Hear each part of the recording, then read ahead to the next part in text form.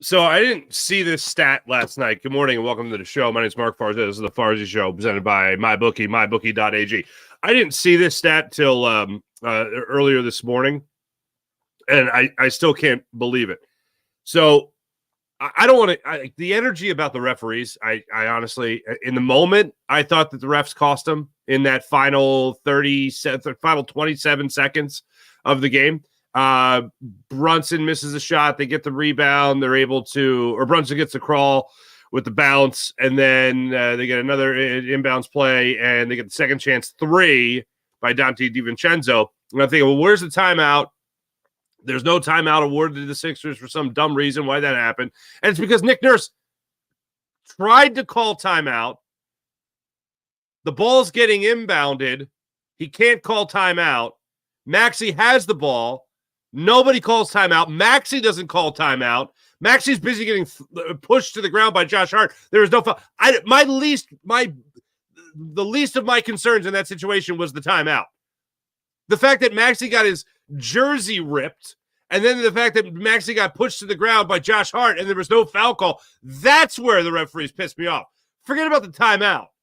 And Joel Embiid even said after the game, "Oh, we were all trying to call timeout." I watched the play 20 times. Nobody was trying to call timeout.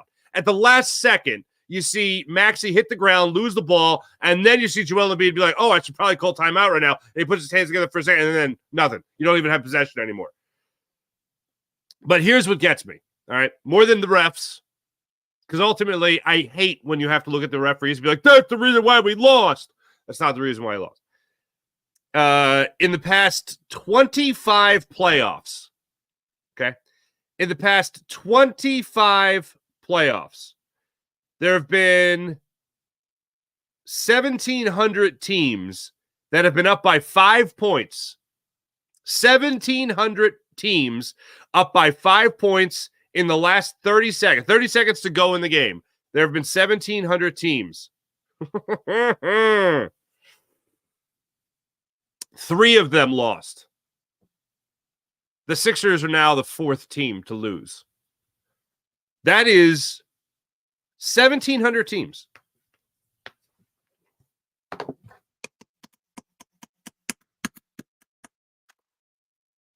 That is awful.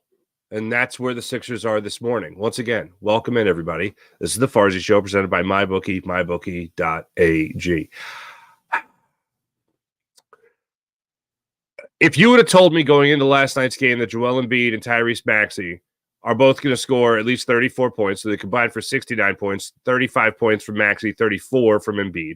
If you would have told me that the Sixers are only going to lose the rebound battle by 2, I'm telling you that the 76ers are going to win that basketball game. We were tied at 1 game all, heading back to South Philadelphia. That's what I would have thought. I guarantee. If you told me that, I would have bet the house, baby. I would have said, absolutely, the Sixers have tied the series. And then what reared its ugly head in the final 47 seconds of that game was rebounding. And the last 2 rebounds, especially the last 2 offensive rebounds, came back to bite the Sixers in the butt. To me, I just don't understand how the hell you could fight so hard for so long in that game. And then just like that, a 5-point lead is gone. A 5-point lead gone in the blink of an eye. And when you break down the final 47 seconds of that game, and this is what I don't see enough people talking about, because this is where the Sixers really blew it. They have an opportunity to go up 6 points. Kyle Lowry goes to the free throw line. They're up 4. They have an opportunity to go up 6. Lowry makes his first free throw with 47 seconds left and then misses his second free throw. So now it's still 101 to 96. Jalen Brunson comes down the end after the defensive rebound. Brunson brings it down. He gets that crawl-in shot. One big bounce falls in. It's 101 to 99. Tyrese Maxey goes to inbound the ball, gets pushed to the ground. No call is made. The ball ends up in Dante DiVincenzo's hands with 15 seconds left. He misses the 3. Isaiah Hartenstein gets the rebound between Joel Embiid and Tobias Harris. Gets the rebound, kicks it out, goes around the horn for a second, finds its way back to the top of the key. Dante DiVincenzo with 13 seconds left knocks down the go-ahead three for the New York Knicks, 102-101. Sixers get their timeout. Finally, they get their timeout. They bring in Kelly Oubre. McBride comes in off the bench for Jalen Brunson. And the Sixers draw up a similar play, not identical to, but similar play to the play that they called for Tyrese Maxey to run the length of the floor against the San Antonio Spurs in that double overtime game where he dropped 52 points. Instead, this time they give the ball to Tyrese Maxey in the backcourt. He gets the full head of steam, runs it in, gets to the rim, blocked by Hammerstein, and that's it. Hammerstein, whatever. And that was clean block, and Sixers had no answer. For whatever reason, I still can't make any sense of this, Tyrese Maxey not taking that final shot and giving it to Joel Embiid to hoist up a three, which, by the way, was late. Joel Embiid did it. I think Joel Embiid was even shocked that he got the ball in his hands at that point, and Tyrese Maxey just didn't let it rip. But he didn't let it rip. Embiid shot late, and the Sixers lose. To be fighting to get that 5-point lead the way they had it late in that quarter, late in the game, and then blow it is mind-numbing to me. And the number one reason isn't because of the refs. It's not because Nick Nurse didn't get a timeout in. The number one reason the Sixers lost this game is because they choked. It might not have been Embiid choking. It might not have been Maxey. Embiid and Maxey, God bless them both for how they played in this game last night. In the fourth quarter, Embiid's playing on one leg. Maxey was ill all day, didn't even take part in shoot around, which is just unlike him entirely. Looked exhausted, looked beat before he even had the opportunity to hoist that last shot before giving it up to Joel Embiid. My question is this. As I said, if you have 69 points from those two and 32 points from everybody else, you're not going to win that game.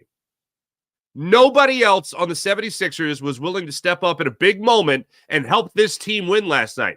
And look, I hear a lot of people still talking about Tobias Harris this, Tobias Harris that. Tobias Harris is so under my radar now. Like, what do you expect? Somebody was tweeting me during the game. It's very disappointing to see what Harris and Oubre and Buddy Hield are doing in the playoffs, which is next to nothing. Harris is at least getting your rebounds. The guy that is the most disappointing to me in this series through the first two games is Kelly Oubre.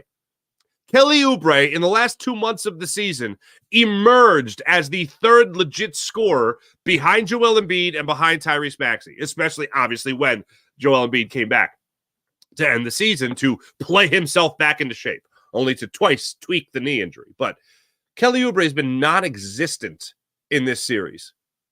Through the first two games, this is a guy that's supposed to be that spark, especially in the third quarter. There would have been no better time to really get something from Kelly Oubre than last night in the third quarter. Because as great as Tyrese Maxey played for 3 of the 4 quarters, Tyrese Maxey was held to not without a field goal, without a point in the third quarter. Tyrese Maxey went from the 3:51 mark in the second quarter, 3:51 left in the second quarter. Tyrese Maxey hit a bucket. He did not hit a bucket, did not score a point to the early goings of the fourth quarter. That can't happen. But if it is going to happen, I would love to see Kelly Oubre, Buddy Hield knock down a couple threes. Remember the guy who can shoot some threes sometimes as a shooter? He didn't do that in that game. Nico Batum actually hit you a couple of threes. But other than that, nobody else stepped up for you. You look at the Knicks in this series and what they were able to do, especially in this game. Everybody scored for them. Game 1, everyone was scoring for them.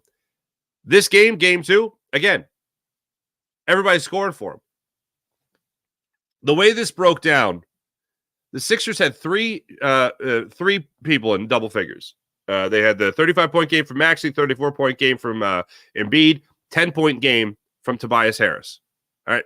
If Tobias Harris gets you 10 points and 9 rebounds in a game where in a series where rebounds are going to be huge, all right, fine. But who's the next guy stepping up to score? Now, every starter for the Knicks finished in double figures in scoring. Both teams only had a 8-man rotation. Everybody helped, especially in their starting 5 for the Knicks. They again almost had 3 players in 20 points. Dante DiVincenzo finished with 19. But everybody's helping. You look at the Sixers. You get 10 points off the bench for the Sixers. That's pathetic. 2 of your starters didn't even finish in double figures. Kyle Lowry finished with 8 points. Kelly Oubre had 4 points in 26 minutes. If Maxey's not 100%, like think about what these guys did tonight, or last night, excuse me, without being at 100%. Nobody else is going to step up. Where's the challenge you take upon yourself as a player to say, all right, you know what? I know Embiid doesn't have everything he's got. I know he doesn't have every shot in the arsenal and all that stuff. I know he doesn't have every bit of ammunition that he needs. Where's he looking at Tyrese Maxey going? Guy wasn't a shoot around. Guy's he looks terrible, of course. His body language is awful. Just shows you that he's completely drained. Yet somehow he is reaching deep down within himself to play the way he played with 15 points in the fourth quarter. Where's the next guy stepping up to help? I know, and I've said this many times, it's all about your stars. Your stars put up last night. Even though Tyrese Maxey didn't score in the third quarter, he rallied the team in the fourth quarter and was the only one that was playing on all cylinders. It was absolutely insane watching that fourth quarter play out and watching nobody else step up and help this team win. Were the refs good? No, the refs were not good. But I am more upset about the way this team played and choked after fighting back to actually build a 5-point lead somehow magically in that fourth quarter. Things didn't start off great in that fourth quarter. You had the Bojan Bogdanovic knock down back-to-back threes, put the Sixers down 82-79. 85-79. Embiid got you started with a jumper to get things going there at the top of the key. Maxey had a runner to get things going as well. Maxey then got thrown to the ground by McBride. No call was made there. I didn't think that was a bad call by the refs, but I know some people made issue with that. That was an 87-80 game at that point. Then Maxey came down the other end, got fouled, hit 2 free throws, made it 87-82. Lowry was able to hit a 3 for you in that fourth quarter at the 7:30 mark to make it a 5-point game.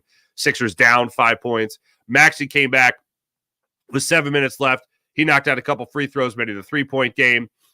Brunson hit that jump shot, that crazy jump shot over Nico Batum. Maxey got the jumper for his 28th point, his 8th point in the fourth quarter. And then after that, he just continued to roll, including a driving layup where he converted the 3-point play and made it a 94 game, 94-94. Sixers would build a 5-point lead, had a chance to push it to 6, and just couldn't do it. It was absolutely pathetic. As far as, so my take on it is that other guys got to hit shots for you other than Joel Embiid and Tyrese Maxey, especially in the fourth quarter when you know those guys are running on empty. They have emptied the tank by then. Now, as far as Nick Nurse's take on the whole situation with 27 seconds left before Brunson hit that 3, or missed that 3, excuse me. No, that was when he hit the 3, excuse me. 27 seconds left. He hits the 3. All hell then breaks loose. Here is Nick Nurse on the way the last inbound play for the Sixers played out. The first thing is, obviously, they score. We take a look at getting it in quick. We don't get it in quick. I call timeout. Referee looked right at me. Ignored me. Went into Tyrese. I called timeout again. Then the melee started. And, yeah, I mean, I guess I got to run out onto the floor or do something to make sure and get his attention. But I needed a timeout there to advance it. Would have been good, but couldn't get it. They didn't say anything to you or an explanation? There was no time to talk about it. Matt, you can ask him if you want to. See if he saw me calling timeout. I just watched the film just to make sure, and I'm clearly calling timeout. I didn't see if he looked at me in the film, but I could see me clearly calling timeout twice. Yep.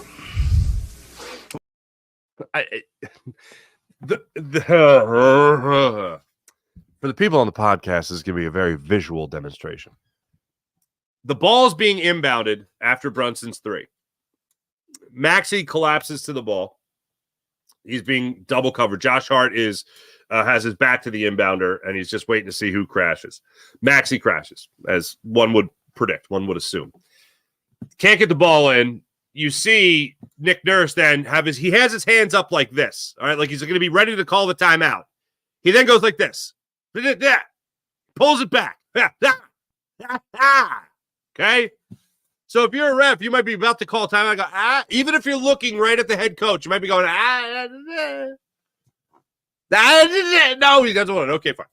And then the ball comes in. It's bouncing around. Max's shirt gets ripped. Pulled, I should say. I don't know if it was actually ripped, but pulled. No call made. You can't tell me Brunson tugging on his shirt didn't impede his progress to the basketball to attempt to corral it before getting trapped in the corner by Brunson and Hart at that point. Then when he does corral the basketball, there's nobody calling timeout at that point, despite the man being in trouble. By the time Nick Nurse went to call the second timeout, the attempt at calling a timeout, he turns, and as he's turning, Maxey loses the ball. So he can't call timeout in that situation. My problem is not the timeout. My problem is that the refs missed the pulling of the jersey on Tyrese Maxey, and the Josh Hart stuck his hand in there to try to poke the ball loose and hit Tyrese Maxey, and that's where he fell to the ground. No call. So if he's not pushed to the ground, then he falls to the ground with the basketball in his hands, it should be a travel. And they would have missed that too, and they did miss that.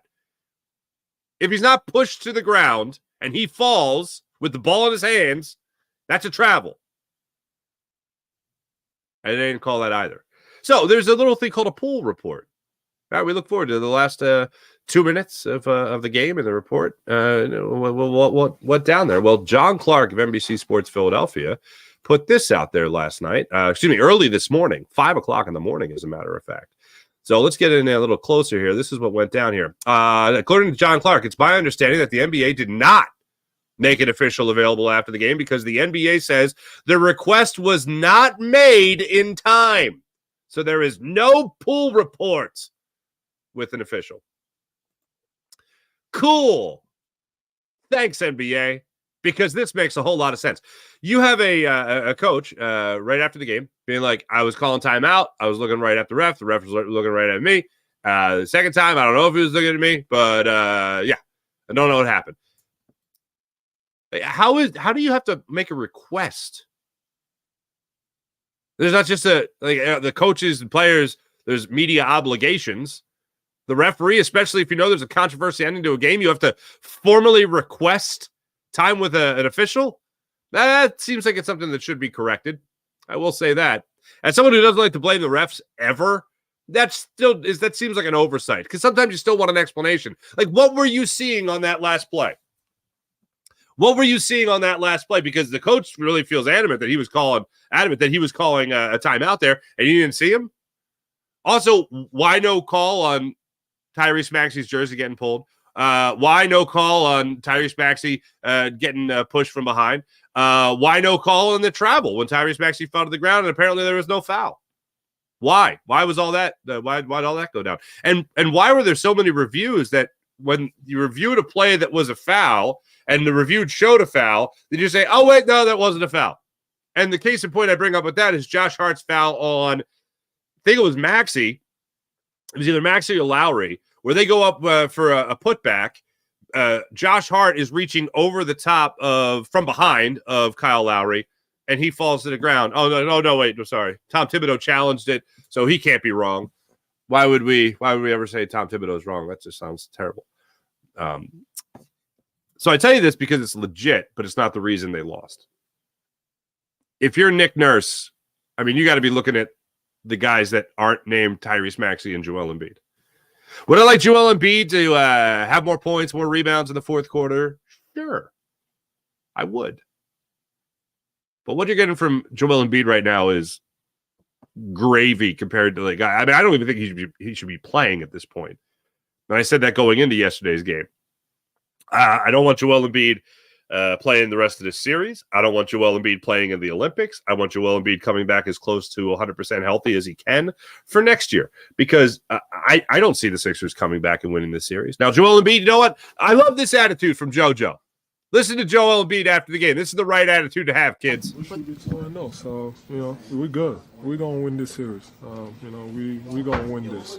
We know what we got to fix. We did a better job today, so we're going to fix it. But we're the better team, and we're going to keep fighting. Do you feel like you need to say anything to Tyrese specifically to going through that moment there? There's obviously going to be a lot of scrutiny on him coming out of the game. No, he did his job. That's on the league, that's on the NBA, that's on the freaking referees. I hate to put the game on them, but I'm sure the 2 minute before is going to come out, and we're going to see, what happened. But, yeah, like I said, that's unacceptable. Yeah, unacceptable is a good word for it. I like everything except for the blaming the refs part. Not to put everything on them. Okay, it sounds like you're putting everything on them. Do I wish Tyrese Maxey just would have corralled that basketball and called timeout himself? Absolutely. But it's kind of hard to do that when you're getting pushed from behind. All in all, the refs were bad for both sides. They were worse for the Sixers. But guess what? That's not a story. If in the third quarter you're not outscored by 9 points, and in the third quarter maybe Tyrese Maxey scores in the third quarter, or Kelly Oubre steps up, Buddy Hield, anybody? Tobias Harris, Kyle Lowry, can you go off? This isn't just the Philadelphia Maxey Embiids, it's the Philadelphia 76ers. And to see nobody else step up and nobody else come up in the clutch is putrid. Absolutely putrid. To see Embiid and Maxey do everything that they could do in this game, considering their health status, and see nobody else. This is the thing I just don't understand. Like, we all played sports growing up, you know what I mean? And I'm not comparing it to the pros, but when that best player on your team isn't 100%, and we've seen it go around. I mean, what happened to the next man up mentality? I mean, when that kid isn't doing well in your sports growing up, you're like, all right, maybe I could do more. Who's the guy on the team that's going, I could do more? Because it's pretty much everybody that could be doing more. Whether it's Nico Batum, whether it's Buddy Hield, whether it's Kelly Oubre, who's in your starting five. Who's the guy? I'm the next man up. I got to be the next man up. Let me be the next man up. That's what bothers the hell out of me. If you look at the last 2 months of the season and what you were able to get from Kelly Oubre, who, by the way, was on the court for 26 minutes last night.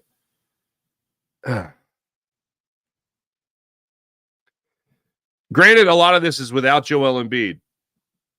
You look at the last 3 months of the season. You have a guy who goes in February from scoring 14 points a game, almost 15 points a game, to 19 points per game. And then just 7 games in April, he's still averaging about 19 points per game. Where he had 4 last night. You mean to tell me that guy can't knock you down to 3? You mean to tell me that guy can't be aggressive and attack the rim? You haven't seen any of that. And I know that the game is going to change when Joel Embiid is on the floor, because he's going to be your guy. And then after that, it's going to be Tyrese Maxey. Well, who's the guy lying and waiting? Ready to be a difference maker? I'm not saying everybody's got to be Nico Batum in the play-in game and knock down 6 threes, but a little help would be nice. Who's the next man up for this team? Tobias Harris getting rebounds, gravy. Tobias Harris pretty much doing anything other than rebounding, not great. Defense pretty good. Defense pretty good for Tobias Harris. There was one play where Jalen Brunson shook him pretty well on a corner 3 that ended up being a miss. But other than that, Tobias Harris has been playing pretty solid defense. But as far as that guy that's going to alleviate the scoring pressure from a guy who's, torn meniscus, had surgery, came back 2 months later, tweaked it once, tweaked it twice. and still putting up 34 points and pulling down boards for you. Tyrese Maxey almost had a triple-double last night. Would really love somebody else to play the game. Would really love somebody else to play the game.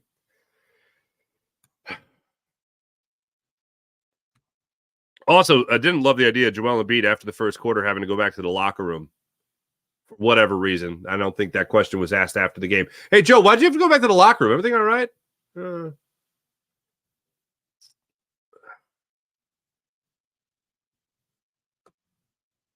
Really disappointed. 5-point lead, 27 seconds left, and you blow it. Embiid logged another 40-plus minutes. There's going to be 39 minutes for you last night, 34 points, 10 rebounds, 6 assists. Tyrese Maxey was a rebound shy of a triple-double. What was the final count? I know it was close. But again, it was 55-33 in terms of rebounds in game one, which is pathetic. In game two, and by the way, you were about halfway through the third quarter, you were dead even in rebounds, both in total rebounds, defensive rebounds, and offensive rebounds. Dead even. Last night, the Knicks, 46-44, and those 2 final rebounds really killed you. Offensive rebounds, 12-10. Again, those 2 final rebounds really killed you. Defensive rebounds, each team had 34. Turnovers, Sixers had 11 to the Knicks 8.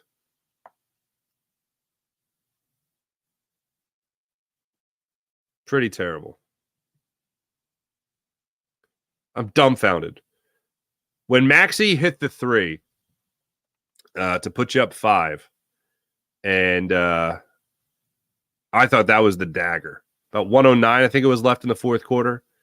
I thought Maxey hitting that shot, that was the dagger. That made it 100-96, so that made it a 4-point game. Then after that, Lowry went to the line, made 1 of 2, and that's when he went up 5. Had an opportunity to go up 6, he went up 5. I was really hoping that wouldn't come back to bite him, and it came back to bite him. I'm sure at some point there's going to be some kind of announcement from the NBA on what went down, especially when it comes to the referees. I'm waiting for that explanation because I'm sure somebody's going to talk to somebody in the league. But as of right now, the only thing that's out there about a pool report is John Clark. So once again, not ideal. Thursday night, 7:30, Sixers back at it, game 3 of this series. Joel Embiid said that they're the better team. Joel Embiid said you just heard him that they're going to come back and they're going to win this series. All right, big man, go out there and prove it. Go out there and prove it.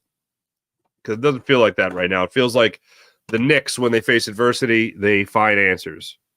Meanwhile, the Sixers right now, their look, and it's a bad look, is looking for excuses and looking to blame the refs. There are a couple other guys on this team that need to step up. You hope that the hometown crowd, the home cooking, really helps the Sixers team because I think they need every bit of a lift that they can get, especially late in the game. They get an extra day off here. Tyrese Maxey, rest up. Get those fluids. Drink your vitamin C. Get all that in you. Take your zinc tablets, whatever. Come out fire and ready to go. Because if no one else is going to score for you, I'm going to need 50 from Maxey.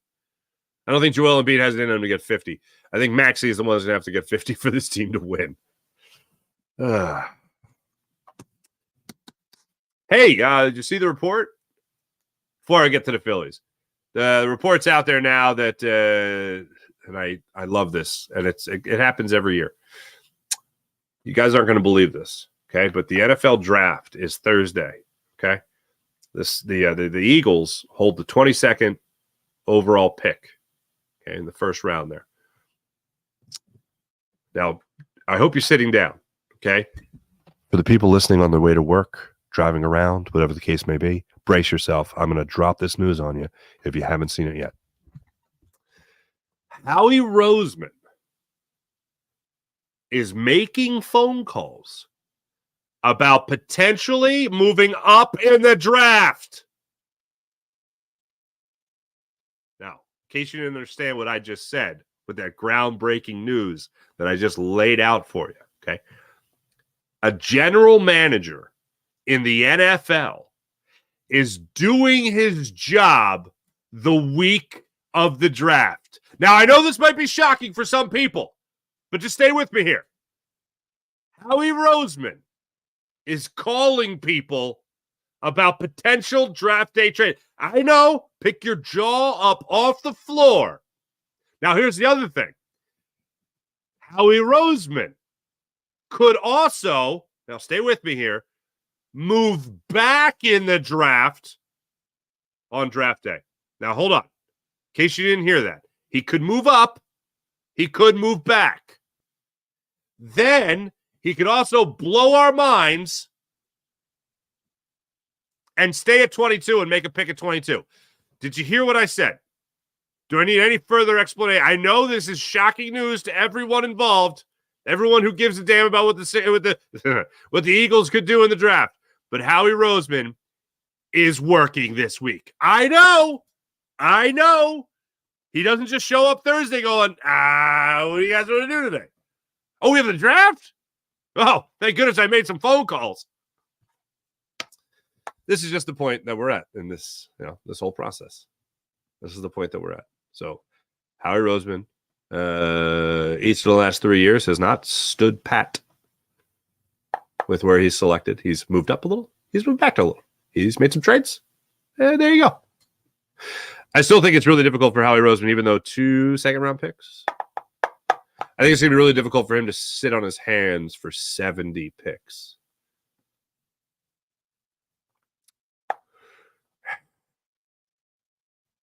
That's where we're at. So anyway, the Phillies, they won again last night. And this series in particular is interesting to me. And by the way, we'll be back on Phillies coverage tonight on the Locked On Sports Philadelphia YouTube channel for your Phillies postcast. The Sixers postcast last night. We'll do our Phillies postcast yet again tonight. This series, it means a lot to me. And I'm going to tell you why it means a lot to me. And I hope it means a lot to the Phillies as well. Here's why it means a lot. This series means a lot because the last time the Phillies lost a series was to this Reds team in the second series of the season. And ever since then, the Phillies have not lost a series. They split with the Pittsburgh Pirates. So last night they go out there and Ranger Suarez just absolutely dominates. He again gets 7 shutout innings, allows just 2 hits in the process, and the Phillies go on to win 7-0 over the Cincinnati Reds. Cody Clemens, ladies and gentlemen, gets recalled from AAA Lehigh Valley to play first base for Bryce Harper, who he and his lovely wife Kayla are expecting their 3rd child to be born, if the little one hasn't been born already. I don't know. And he's going to be on paternity leave. So Cody Clemens comes up, and then Cody Clemens comes up in the 9th inning with 2 men on, and whammy! Hits a 3-run home run. How about that? Give the 7-0 lead to the Phillies. Ranger Suarez, in the process, has extended his shutout streak to 25 straight innings, and the Phillies get their 7th straight win. Again, he allowed 2 hits last night and was just fantastic. Absolutely fantastic. Christopher Sanchez gets the ball today. Another 6:40 start time in Cincinnati. And I am really trying to cherish what's going on here with your Phillies, because if you go by the numbers, and I actually did these numbers, let's add it to the list here, okay? Nola, 7 1/3. Suarez, complete game shutout. Sanchez, 6 innings, 0 earned runs. Turnbull, 7 innings, 1 hit, 0 runs. Wheeler, 7 1/3, 0 earned runs. Nola, this guy sucks. Gives up 2 earned runs in his start. What a bum.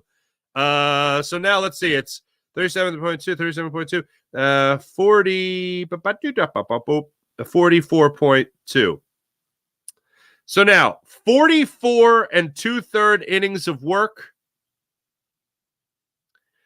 allowing 3 earned runs. Those are your starting pitchers for your Phillies. How about that?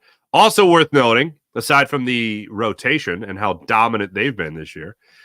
Alec Boehm, another 2 hits. Nick Castellanos, 2 hits for himself. JT Realmuto had a double yesterday. Johan Rojas had another hit. Keeps his average at 263.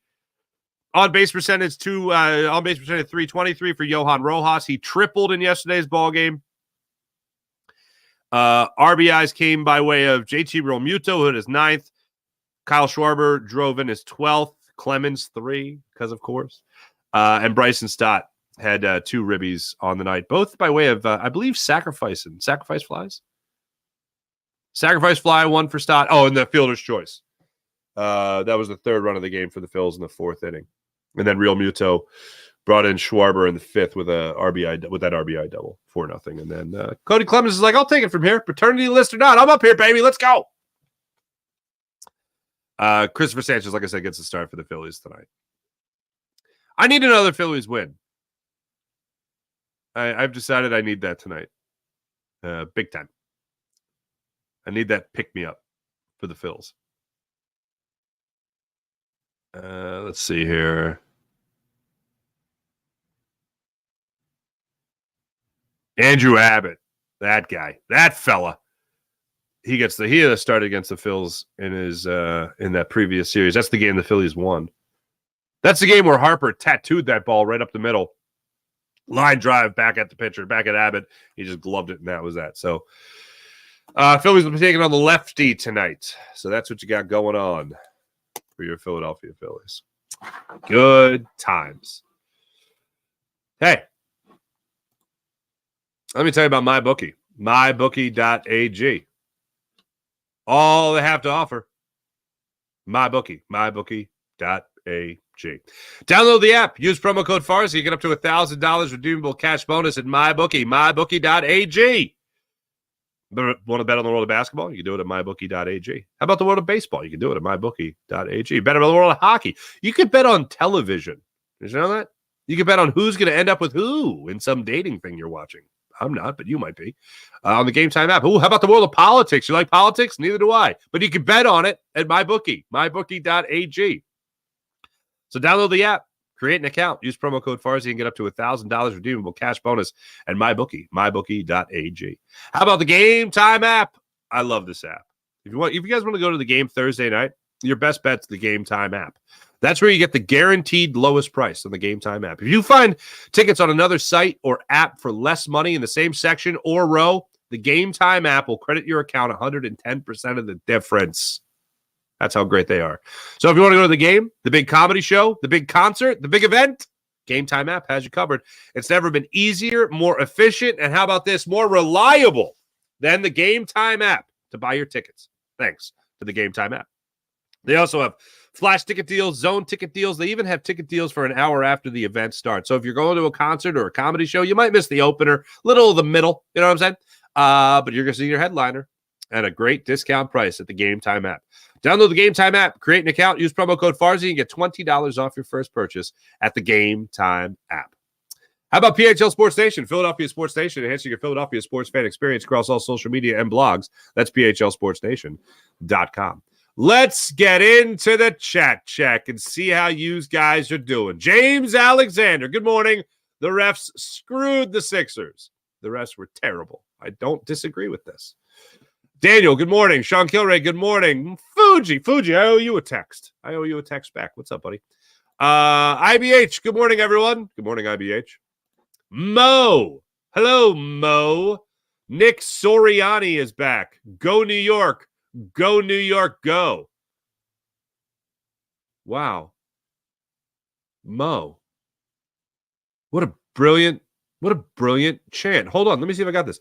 Go New York. Go NY, go. And 3 exclamation points. Wow. Stay up all night working on that one, did you? All right, anyway. For the people on the podcast that can't see his avatar, Mo is clearly a New York fan, and he is at a subway station. West Street. So there you go. That doesn't make any sense. Anyway, Sean Gillespie, good morning. Sixers aren't good enough and plays with no energy. Yeah. Yep. 1,700 stat is ridiculous. Yep. Joker, 27, 20, and 10 in 20 minutes, says me, 7599 in 20-point comeback. Embiid not in the same league. Young legs and Nova experienced in tough moments. Sixers come up small. Yeah, they came up small. Here's the thing. I am still shocked that you got 34 points from Joel Embiid and 10 rebounds. What was his final count there? 34 and 10. I'm shocked that you got that. And this is coming from someone who just wants him to sit. You're done. Just see you later, man. Rest up. I love the fact that he wants to play, but I think the Sixers got to save him for himself. Yeah, 10 rebounds, 6 assists for him. Him giving you 34 points and 10 rebounds, and Maxey being get a rebound shy of a triple-double. Who? Somebody else want to help? Somebody else want to step up and help this team win? Jim West, VT. I wish I could be the worst person at my job and still have it. NBA refs. Midnight Lexicon. Great name. Wait, Sixers are choking again? Wow, who could have predicted? I know it's just as predicting. It's just as predictable as Howie Roseman making phone calls. No way, they made phone calls. They made phone calls. Believe it or not, not just text messages, phone calls. Lowry and Embiid missed crucial free throws throughout the game. That was crazy, by the way. Ara, thank you for bringing that up. I knew there was one more thing. When's the last time you saw Joel Embiid miss back-to-back free throws? 8 for 12 from the free throw line is horrendous for Joel Embiid. Those were crucial points. There's no doubt about it. Lowry's miss at the 47-second mark was huge because you had an opportunity to go up 6. And Embiid, throughout the game, just not looking like himself from the free throw line. Slagger 57, what's up? Don't disagree that the rest of the team is invisible, but that ref was a disgrace. Yeah, the refs were terrible. I'm not saying that the refs had some kind of great game, but they're not the reason they lost. Sean Kilrain, our bench players completely disappeared. One thing that I do find wild here is that in all the times that Brett Brown said that he was shortening the bench and didn't, of all the times Doc Rivers said he was shortening the bench and didn't, Nick Nurse has shortened the bench. You have 3 bench players. You have Paul Reed, Nico Batum, and Buddy Hield. And then everybody else playing like bench players. Everybody not named Joel Embiid and Tyrese Maxey. Oh, we got a bot in the chat. James Alexander, we need a protest. Yes, officiating is a story. The officiating around pro sports gets worse and worse. And with betting blowing up, we all know where this is going.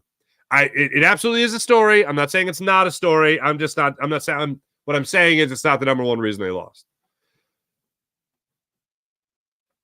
Oh, wow.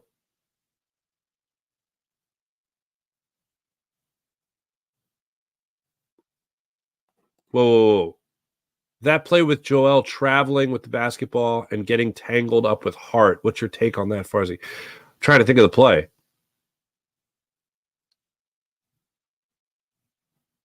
It's not jumping out. Joel traveling with the basketball?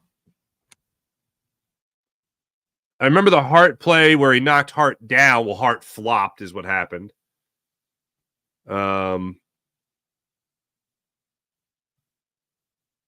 Yeah, I'm trying to think of traveling with the basketball. He got called with the travel? It's not jumping to me, Sean. I'm sorry. MB Rum. I could use some. So happy I haven't watched this year. Well, good for you. Jason, a sad situation. Hutch, how about them Phillies? There you go. Jason A, Sixers pissed me off so much. Yeah, I concur.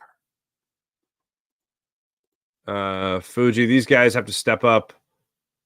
The refs could be blamed all they want. Sixers beat themselves. Yeah. Oh, Slagger, I'm the same way.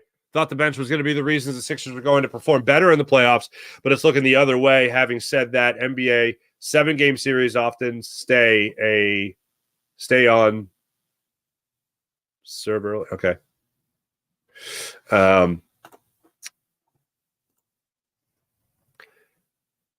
Towards the end of when the season was winding down, Kelly Oubre playing at the level that he was playing at was like, and then even Tobias Harris. Tobias Harris is playing the role that I expected him to play. I don't expect anything from Tobias Harris. And the fact that you're getting at least rebounds in a series where rebounds and that battle is crucial, that's big. I'm not expecting Tobias Harris to be the third most important person on this team. Going into the playoffs, I was expecting that to be Kelly Oubre. Not that he was going to be scoring 20 points, but if he could get me 10, like the thing with Kelly Oubre's points, and this was my whole thing towards the end of the year as the season was winding down, was that Kelly Oubre getting 10 to 15 points wasn't just like, oh, look at the box score, he got 10 to 15 points, big deal.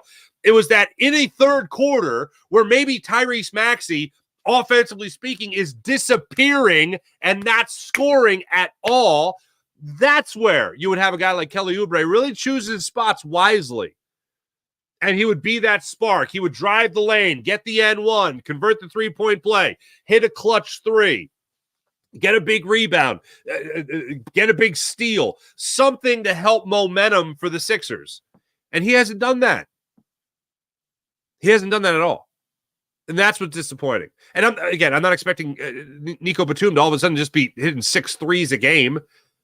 The fact that he gave you something yesterday was okay, great. But then where's the shots from Buddy Hield if he's going to get playing time? Where's the clutch baskets again from Kelly Oubre? The Sixers' depth is supposed to be what separated them. And that's why I was very confident in this team being the best team that they had been since the Jimmy Butler season. And so far, I haven't seen that. The depth has not been there. The depth that I thought the Sixers were going to be able to rely on has not been there. So at what point do you see Nick Nurse start to, introduce some other guys off the bench to see if they can get something going?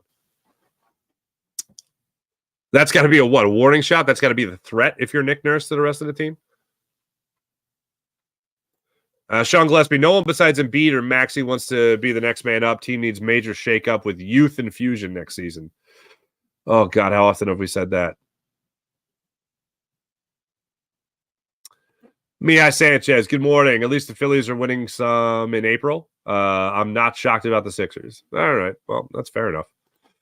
Hutch, I wanted Clemens on the bench coming out of spring training, but they kept Sosa instead.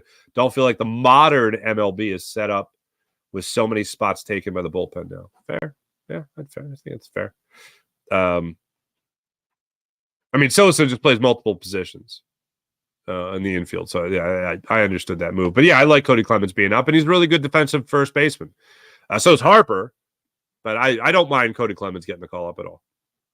April, good morning. Mr. Rudy Poo, hello. We play 32, 35, and 38-year-old heavy minutes. Yeah, we stink. This is true. Watching Ranger last night, says Hutch, just mow down the Reds was so much better than watching that nightmare. Well, I am jealous. But some of us have to do a little post-game program. And that's what I was doing last night. So I had to be full on. Plus, it's a playoff game. As much as I love baseball, I can't watch a regular season baseball game and ignore a playoff game. What did Ranger finish with strikeout-wise last night? 5 Ks.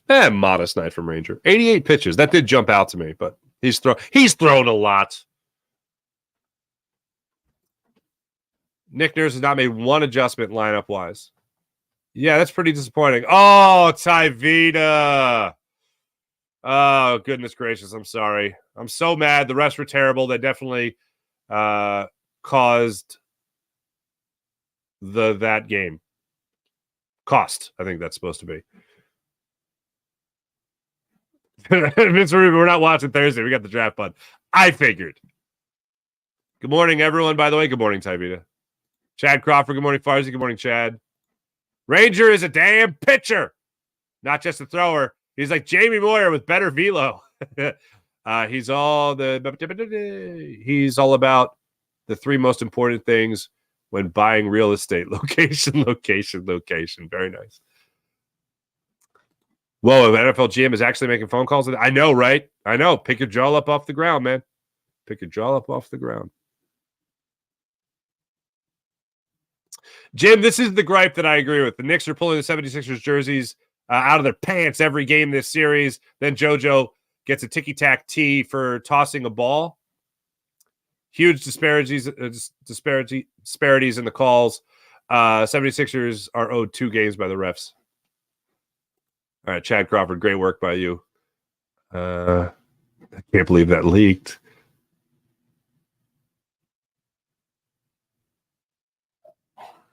Smoke screen Fars, it's a head fake? What? Rangers on fire, tough loss.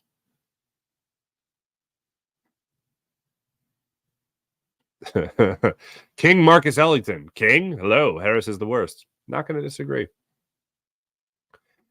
April Angel Hernandez thinks the refs at the Sixers game were great. That's funny.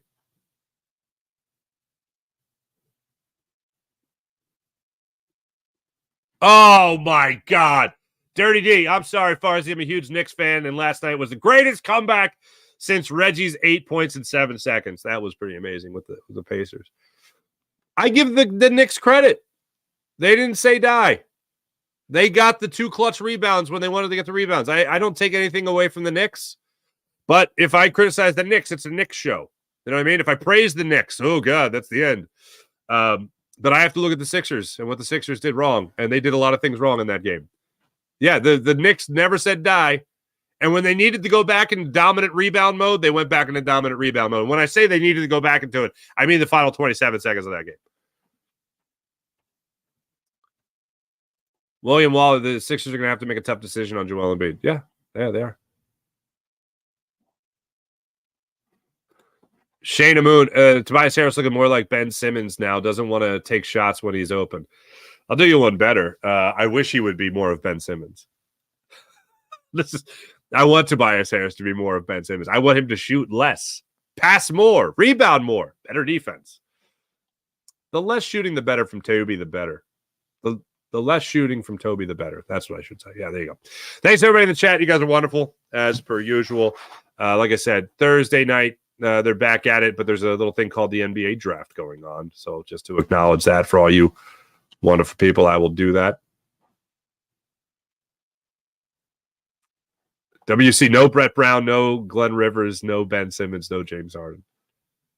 Yeah, so let's just all bask in the greatness of the Phillies. And now that they'll have our attention tonight, we'll hopefully be able to enjoy that game. Unlike everything else. Phillies 6:40 tonight, 7:30 Thursday night with that other team, the Sixers that play. So yeah,